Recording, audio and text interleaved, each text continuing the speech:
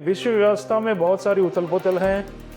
बहुत सारे ऐसे वाक़ये हो रहे हैं जिनके कारण सभी अपने आप को असमर्थ और लाचार समझ रहे हैं और ऐसा लग रहा है कि कोई व्यवस्था ही नहीं रही है।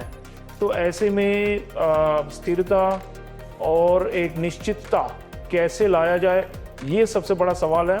इसी पर हमने चर्चा किया यहाँ पर हिंदू कॉलेज में ORF कॉन्क्लेव में, और गहन मंथन से हमारा यह प्रयास है कि विश्व व्यवस्था को कैसे संभाला जाए, भारत खास करके युवाओं का क्या इसमें योगदान रहना चाहिए, कैसे हम अपने आप को सक्षम बनाएं। सबसे पहले तो विश्व पटल पे जो हो रहा है, जो युद्ध हो रहे हैं, जो अफरा तफरी मची हुई है, उसे समझना चाहिए कि क्यों हो रहा है और गहराई से समझना चाहिए।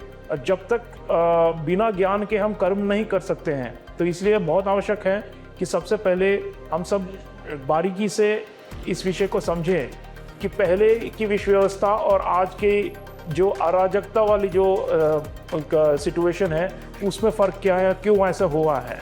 और दूसरी बात, भारत किस प्रकार की यहाँ पर भूमिका निभा सकता है। बहुत लोगों की अपेक्षा है कि भारत एक नेतृत्व का किरदार निभाएं और भारत विश्व में स्थिरता कायम करने में एक बहुत बड़ा योगदान दें। तो एक प्रकार से हम कर ही रहे हैं। दूसरी बात, कई लोग पूछ रहे हैं कि क्या हमने मध्यस्थता क्यों नहीं कर रहे हैं, मध्य पूर्व में या पश्चिमी एशिया में इतना बड़ा युद्ध चल रहा है, हम मध्यस्थता क्यों नहीं कर रहे हैं। तो इसमें हमारी सीमाएं हैं। इस अंग्रेजी में एक शब्द है लीवरेज, तो उसमें भारत वैसे सभी पक्षों के साथ अच्छे उसके संबंध हैं, चाहे इजराइल हो, चाहे ईरान हो, चाहे अमेरिका हो, चाहे खाड़ी के देश हो, लेकिन उसके बावजूद